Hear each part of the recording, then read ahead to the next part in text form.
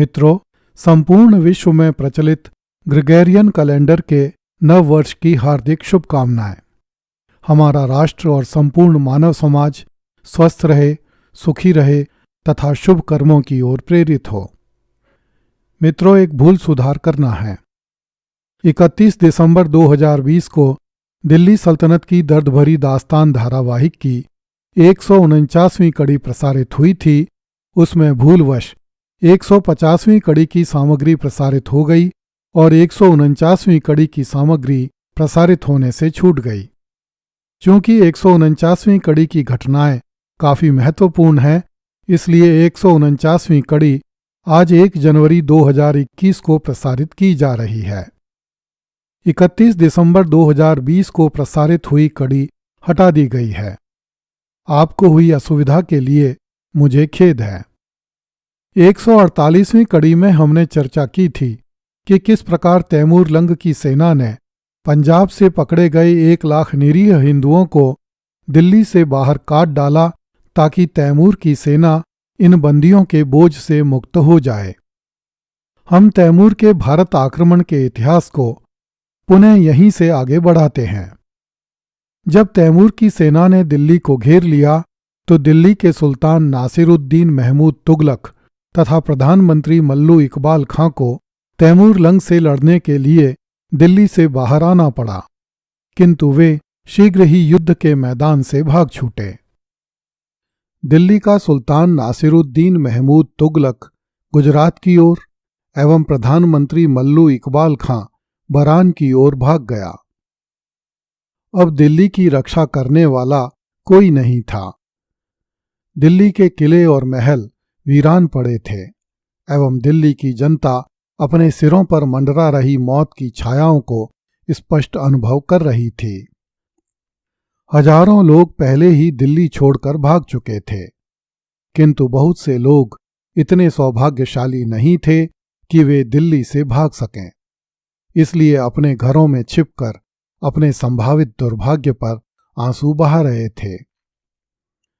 दिल्ली में रहने वाले हजारों गुलामों, हिजड़ों और वेश्याओं को इस बात से कोई अंतर नहीं पड़ता था कि वे दिल्ली में रहकर तैमूर लंग की गुलामी करें या सुल्तान के पीछे भागकर तुगलकों की गुलामी करें।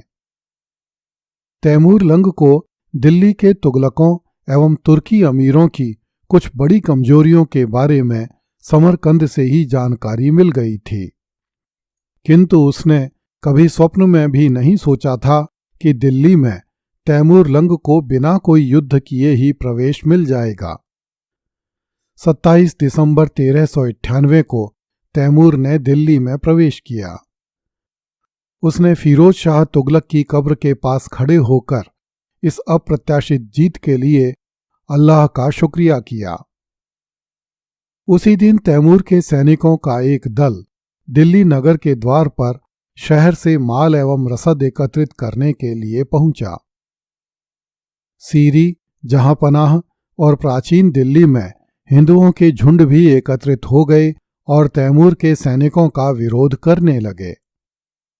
बहुत से हिंदुओं ने अपने परिवारों को आग में जला दिया और स्वयं हथियार लेकर लड़ने के लिए आ गए। 27, 28 एवं 29 दिसंबर को दिल्ली में भयानक रक्तपात मचा। अंत में हिंदुओं को भागकर प्राचीन दिल्ली में चले जाना पड़ा। 30 दिसंबर को तैमूर के तुर्की सैनिक भी प्राचीन दिल्ली आ पहुंचे। दर्शकों की सुविधा के लिए बता दें कि उस काल में सीरी तथा तुगलकाबाद दिल्ली से बाहर थे, इसलिए तोमरों के काल की दिल्ली को प्राचीन दिल्ली कहा जाता था। प्राचीन दिल्ली के हिंदू योद्धा जामा मस्जिद में एकत्रित हो गए। यहां भी यह समझने की आवश्यकता है कि दिल्ली की जो वर्तमान जामा मस्जिद है, यह उस काल की जामा मस्जिद से अलग है। तैमूर के सैनिकों का नेतृत्व अमीर शाह मलिक तथा अली सुल्तान तवाची कर रहे थे। उन्होंने जामा मस्जिद को घेर लिया। दोनों तरफ से मारकाट होने लगी और तब तक चलती रही जब तक कि जामा मस्जिद में मौजूद प्रत्येक हिंदू का सिर काटकर धरती पर नहीं फेंक दिया गया।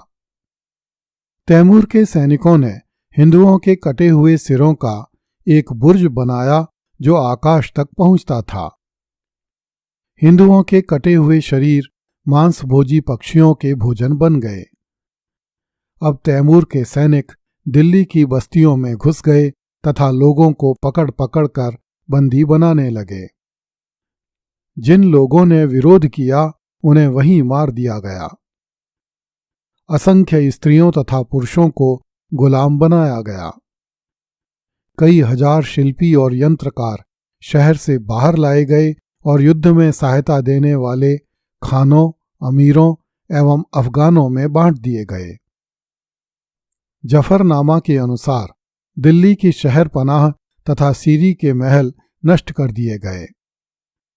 हिंदुओं के सिर काटकर उनके ऊंचे ढेर लगा दिए गए और उनके धड़ हिंसक पशु पक्षियों के लिए छोड़ दिए गए। जो निवासी किसी तरह बच गए वे बंदी बना लिए गए। इतिहासकार लेनपूल ने लिखा है, इस लूट के पश्चात तैमूर लंग का प्रत्येक सिपाही धनवान हो गया तथा उन्हें 20 से 200 तक गुलाम अपने देश ले जाने को मिले।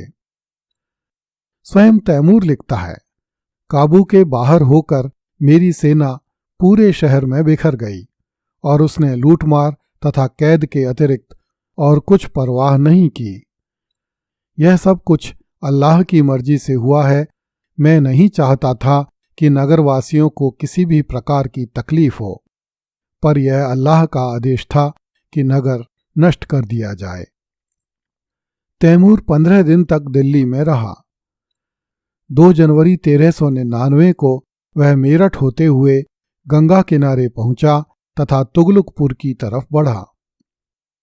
जब वह तुगलकपुर से केवल 10 मील दूर रह गया तब उसे सूचना मिली कि मार्ग में एक स्थान पर कुछ हिंदू एकत्रित हो रहे हैं।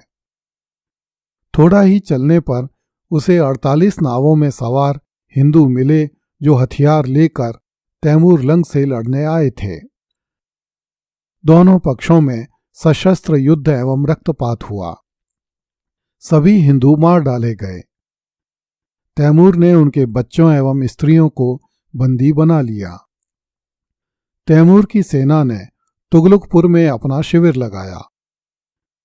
रात्रि में तैमूर को समाचार प्राप्त हुआ कि गंगा जी के दूसरे किनारे पर हिंदुओं का एक समूह पुनः एकत्रित हो गया है। अगली प्रातः 13 जनवरी 1399 को तैमूर ने 1000 सैनिकों के साथ गंगा नदी को पार किया। थोड़ी ही देर में तैमूर के अमीर सैयद ख्वाजा तथा जहान मलिक भी 5000 सैनिक लेकर आ पहुंचे। इन सैनिकों ने हिंदुओं पर आक्रमण किया। अंत में समस्त हथियारबंद हिंदू मार डाले गए। यहां से तैमूर लंग की सेना हरिद्वार की ओर बढ़ी। जब उसकी सेना हरिद्वार से केवल 2 कोस दूर रह गई तब तैमूर को सूचना मिली कि बड़ी संख्या में हिंदू एकत्रित होकर तैमूर पर आक्रमण करने की तैयारी कर रहे हैं। इसलिए तैमूर ने उसी स्थान पर शिविर लगवा दिया तथा उसी दिन रविवार को दोपहर की नमाज पढ़ने के बाद उसने हरिद्वार के निकट एकत्रित हुए हिंदुओं पर आक्रमण किया। इस युद्ध में भी समस्त हथियारबंद हिंदू मार डाले गए। सायंकाल की नमाज से पूर्व यह कार्य पूरा कर लिया गया। अगले दिन सोमवार का सूर्य निकलने से पहले ही हजारों सशस्त्र हिंदुओं ने तैमूर लंग का शिविर घेर लिया। यह सूचना मिलते ही तैमूर के सैनिकों ने भी कमर कस ली। दोनों पक्षों में भीषण युद्ध हुआ जिसमें हजारों हिंदू मारे गए। यज़दी ने लिखा है कि जैसे ही तैमूर की सेना ने तकबीर अर्थात युद्ध घोष किया, काफिर पहाड़ों में भाग गए। मुल्फुजाते तोमूरी ने लिखा है कि मुसलमानों ने उनका पीछा करके उनकी हत्याएं की तथा अत्यधिक धन संपत्ति प्राप्त की। इस प्रकार स्थान स्थान पर भारत के हिंदुओं तथा तैमूर के तुर्क सैनिकों में भीषण संग्राम हुआ। इन युद्धों में लाखों हिंदू मारे गए। तैमूर की सेना द्वारा बड़ी संख्या में स्त्रियों तथा बच्चों को गुलाम बनाया गया। हरिद्वार में तैमूर लंग ने प्रत्येक घाट पर गाय का वध करवाया। लेनपूल लिखता है कि कत्लेआम के यथार्थ उत्सव के उपरांत धर्म के सैनिक तैमूर ने अल्लाह को धन्यवाद दिया और समझा कि उसका भारत आने का उद्देश्य पूरा हुआ। यहां हमें यह बात समझनी होगी कि तत्कालीन मुस्लिम लेखकों ने केवल हिंदुओं के मारे जाने तथा उनके स्त्री बच्चों को तैमूर की सेना द्वारा गुलाम बनाए जाने का उल्लेख किया है, किंतु यह निश्चित है कि इन युद्धों में तैमूर के सैनिक भी बड़ी संख्या में मारे गए होंगे, किंतु तत्कालीन मुस्लिम लेखकों ने उनका उल्लेख नहीं किया है। मेरा दर्शकों से अनुरोध है कि कृपया अपने परिवार के सदस्यों, मित्रों एवं विद्यार्थियों को तैमूर लंग के भारत आक्रमण की इन कड़ियों के बारे में अवश्य जानकारी दें तथा उन्हें प्रेरित करें कि वे इन कड़ियों को सुनें, ताकि उन्हें यह जानकारी मिल सके कि जब देश के लोगों में एकता नहीं होती तब देश के लोगों का विदेशी शक्तियां कितना बुरा हाल करती हैं। धन्यवाद।